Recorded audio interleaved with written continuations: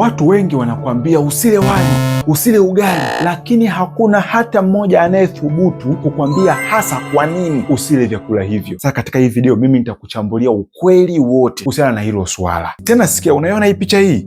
Hii ni mfano wa vyakula vya ngano hivi na wali. Unaona vitu vilivyopo hapa havieleweki ukielewa maana ya hii picha utashangaa namna ambavyo dunia ilivyo na mambo ambavyo mengi umefichwa ufahamu. Nitakufanulia picha hii kwa makini na nini maana yake. Sikia nikwambie, kama una miaka 20 mpaka 30, hii video ni ya kwako, nimetengeneza special kwa ajili yako. Katika hatua ya kwanza nataka nichukue dakika moja nikuchambulie kwa makini chunguzi za kisayansi zinavyoonyesha magonjwa mengi tulionayo sasa hivi: sukari, pressure, magonjwa ya moyo, magonjwa ya stroke, kupooza, magonjwa mbalimbali na mengi ambayo yanakuja. Changamoto kubwa ni kula vyakula vilivyokobolewa. Na ngoja nikupatie mfano ili uweze kunielewa vizuri. Angalia hii picha hii. Kwenye miaka ya 2000 Tanzania tulikuwa tuna wagonjwa 100,000 hapo wenye changamoto za sukari. Ilipofika mwaka 2011 wagonjwa wakaongezeka mpaka kufika 472,000. Unaiona hiyo wa sukari. Asa hebu sikia, changamoto inaanzia mwaka 2011 mpaka mwaka 2024 ambapo ilikuwa ni balaa kweli kweli. Wagonjwa wa sukari waliongezeka kweli kweli na kufanya Tanzania kuwa nchi ya kwanza kwa wagonjwa wengi wa sukari ya Afrika chini ya jangwa la Sahara.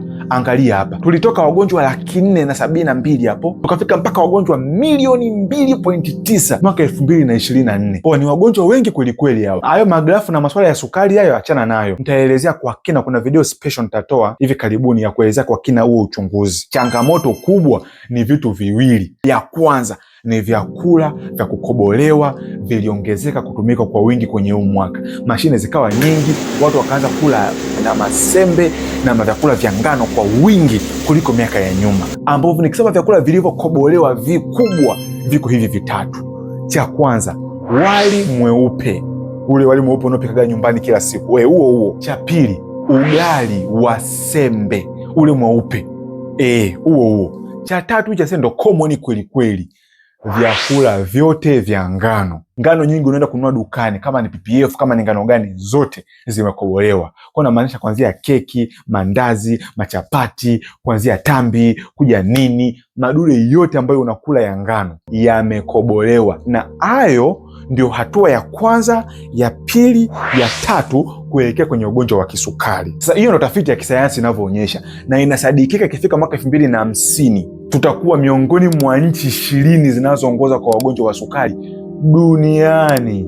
Tafiti zinaonyesha wewe mwenye miaka 20 na 30 ukifikisha miaka 20 mbele, mwaka 2050 utakuwa una changamoto ya ugonjwa wa sukari. Na sikia nikwambie, mimi kama daktari naona ugonjwa wa sukari ni mbaya hata kuliko hata ugonjwa wa ukimwi, mtazamo wangu. Nataka nikuchambulie kwa kina kwa sababu gani kama madaktari na wataalamu wa masuala ya vyakula hatushauri kabisa mtu ale chakula chochote kilichokobolewa. Sasa angalia hii picha vizuri. Kuna pande mbili. Kuna huu upande wa kwanza, unaona huu ambao rangi imekoza hii, na huu upande ambao rangi imefifia. Nitakuelezea kwa makini.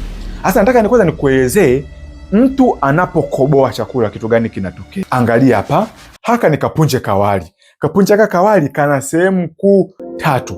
Kuna hii sehemu ya nje, unaiona hii hapa hii. Kuna sehemu katikati na kuna kasehemu kakiini ka mwisho haka. Wanapokuwa wanakoboa, hii ya juu wanaitoa, alafu na haka kasehemu kachini kakiini haka wanakatoa pia. Kinabaki hichi kitu cha katikati, hichi kikubwa ambacho ndo unakiona ni kikubwa kama punje za mchele. Hizo unaziona hizi zote, hizi ni kile kidude cha katikati. Sasa sikia nikwambie mambo yanayotokea hapa. Sasa unapotoa hichi kitu cha nje na hichi kitu cha mwanzo, kuna mabadiliko makubwa kabisa kwenye kile chakula. Angalia hapa mfano mzuri. Unapotoa ile ganda, kuna virutubisho vingi unaviondoa ndani ya punje moja ya wali. Kwa mfano mzuri nikupatie, angalia hapa, vitamini E na vitamini B6. Unaziona hizi za kwanza juu kabisa hizi. Wali ukiwa haujakobolewa zinakuwa zimejaa kabisa 100% hapa. Lakini wali ukikobolewa tu, ule mweupe unaoula kila siku, zinapungua karibu 90% zinaondoka kwenye makapi na kwenye yale mapumba ambayo unayotoa nje. Sio hivyo tu, angalia fiber hii. Hii fiber ni muhimu kweli kweli kwenye kuzuia sukari. Fiber hii inafyonza ile sukari ilipo katika wanga isiathiri, isiingie kwa wingi kwenye damu na kusababisha changamoto za sukari. Fiber ni ya muhimu kuzuia wewe usipate sukari. Hebu angalia, Ukiwa mchele wa kawaida hujakobolewa, fiber inakuwa imejaa kabisa 100%, lakini ikikobolewa tu karibu 80% ya fiber zile, ufumwele kwa Kiswahili, zinaondolewa nje, zote zinatoka nje, zinatupwa, alafu unapewa kile kikapi. Kula kapi, hiyo ndo wali mzuri mweupe. Asante mama, nakula wali mweupe ndo mzuri. Mfano mwingine, angalia potassium. Kwa wale ambao wameangalia video zangu za nyuma, watagundua nilizungumzia potassium ina mchango mkubwa kwenye kuzuia watu wengi wasipate changamoto za pressure. Nimekumbuka bwana. Kuna mtu amehaki channel yangu ya YouTube, amefuta video zangu zaidi ya 80%. Ukicheki hiyo video sasa hivi huwezi kuikuta, zimefutwa zote kweli kweli. Lakini ninataka nizungumze kwamba hivi, potassium ina mchango mkubwa kweli kweli kwenye kupunguza pressure.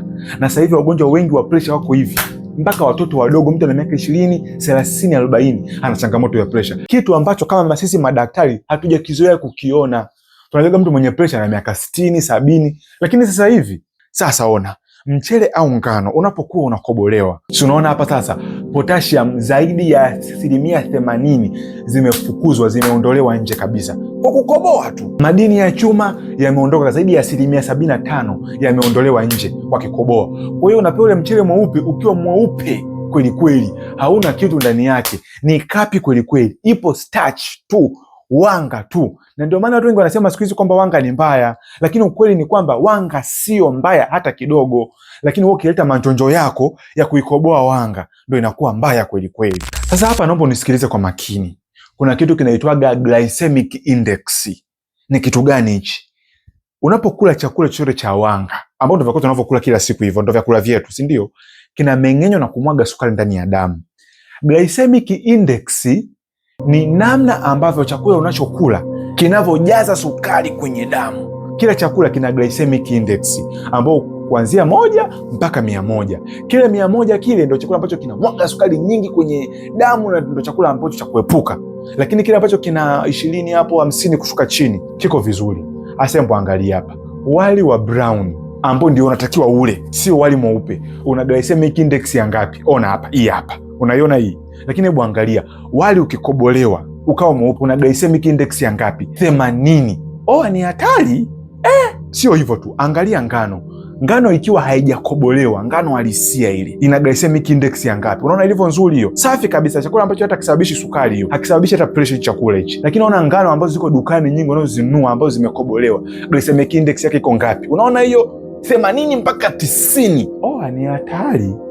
Ugali mweupe sembe, mahindi yale ukiwa hujayakoboa unakula dona, ina glycemic index ya ngapi? Unaona hapo vizuri kweli kweli. Yani chakula hichi ni chakula ambacho kinakulinda kweli kweli. Lakini ukijisahau sasa, ukala ugali mweupe sembe iliyokobolewa, unaona glycemic index iko wapi baba? Hapa iko juu kweli kweli. Na ndiyo maana ni muhimu kweli kweli kwa Watanzania wote wanaojijali afya zao, kuanzia sasa hivi ukiwa uko una umri huo hapa unaponiangalia, achana na hivi vitu, naanza kuweka taratibu kwenye hivyo vitu. Lakini hebu sikia, muda mwingine vyakula tuwezi kuviepuka, na ndiyo maana ni muhimu kula mboga za majani kwa wingi kweli kweli, angalau nusu sahani yako yote, ili kufidia madhara ya wali huu mweupe. Kwa kama utakula wali mweupe, zingatia kula mboga za majani nyingi kweli kweli, kula matunda mengi kweli kweli, ili kuongeza hayo madini ya potassium, kuongeza fiber, kuongeza nini, itakusaidia sana. I say, huu ndo mwisho wa video. Kama una swali niambie chini kwenye comment. It's Dr. Daniel here.